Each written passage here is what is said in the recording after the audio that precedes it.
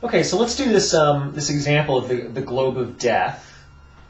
And I went ahead and drew a picture of our motorcycle. It's kind of hard to draw an upside-down motorcycle, but there it is. And let's just assume the motorcycle is making it around this vertical upside-down loop here. Now, let's identify the forces then acting on the motorcycle. Well, there's always gravity, mg, pulling it straight down. Okay? Now, also, there's a normal force. Assuming this car is making this loop successfully, the surface of the globe, the inner surface, is pushing the car downward, the motorcycle downward as well, with the normal force. So both of those two forces then are pushing the motorcycle down. Now we need to identify the direction of the acceleration. Okay? Well, it's a circular path, so acceleration points towards the center of the circle. The direction of acceleration then is down as well. And that was kind of off the screen here, so it's down as well, towards the center of the circle. Okay? And our globe has, it has a radius of 2.2 meters. Okay? Okay, so there's the setup to the problem. Now we can apply Newton's laws for circular motion. Well, Newton's laws say that the sum of the forces equals mass times acceleration. And the acceleration in this situation is the centripetal acceleration. It's v squared over r. So the forces have to add up to mv squared over r. Okay?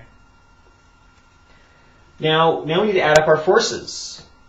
We have two forces, the normal force and mg. So they both point in the same direction, and that's in the direction of the acceleration. So our net force then is the normal force from the surface pushing down, plus gravity, which is also pulling downward.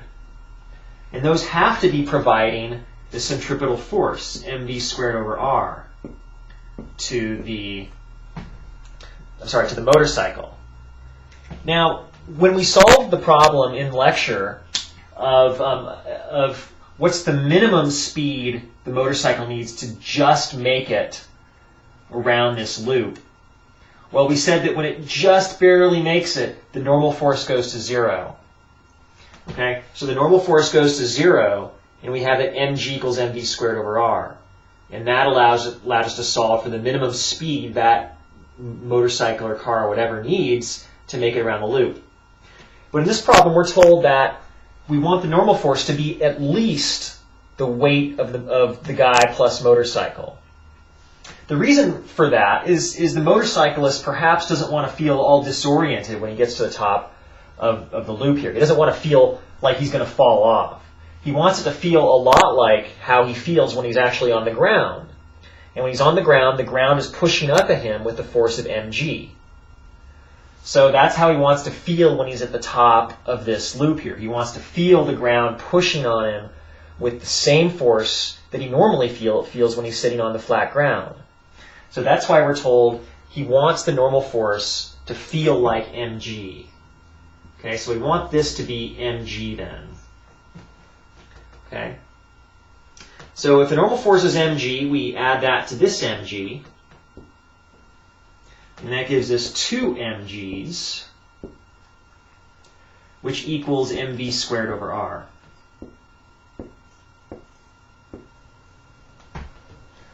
Okay, and so just like it normally does in these types of problems, the masses cancel. Multiply both sides by r, and then take the square root since we have v squared. And what you get is velocity is the square root of 2rg. Now you plug these numbers in. R is 2.2 meters. G is our usual 9.8 meters per second squared. And we do the calculation, and the number you get here is 6.57 meters per second.